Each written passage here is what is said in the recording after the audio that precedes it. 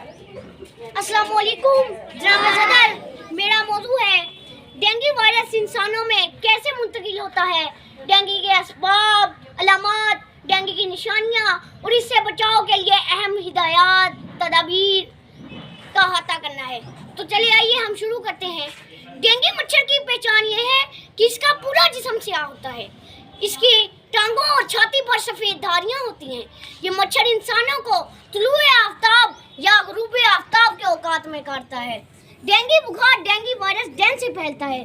Dengue virus dengue बुखार के मरीज का खून हासिल करके तंदुरुस्त इंसान के खून में मुंतकिल कर देता है।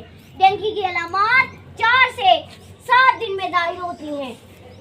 कमर और जोड़ों में शदीद दर्द, खून में सफ़ेद सेल्स की कमी, रंगत पीली हो जाना, जिस्म पे काले और सुर्ख धब्बे जाहिर होना, सर दर्द, आंखों के अंदर शदीद दर्द, पेट दर्द, मरीज की शिद्दत बढ़ जाए तो मुंह और नाक से खून आना, सांस लेने में दुश्वारी, पेट में शदीद दर्द।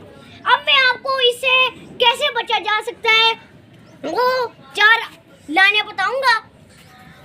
पहली बात, दर्द की शिद्दत कम करने के लिए पैरासीटामोल या पैनाडोल का इस्तेमाल करें। सेब और पपीते का जूस पिएं। डेंगू वायरस से मुतासरा फर्द का टेम्परेचर 102 फ़ारेनहीट से कम रखें।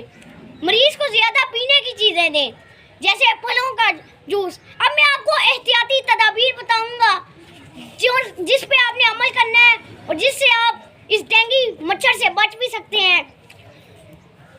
आपने पूरी आस्तीन वाले कपड़े पहनने हैं, मच्छरों को मारने वाली कॉइल इस्तेमाल करनी है, मच्छरों को मारने वाला स्प्रे इस्तेमाल करना है, पूरी आस्तीन और मच्छरदानियों का इस्तेमाल करना है, वाटर कूलर, इस्तेमाल शुदा टायर, पौधों के गमले और पानी के मटके और कंटेनर्स।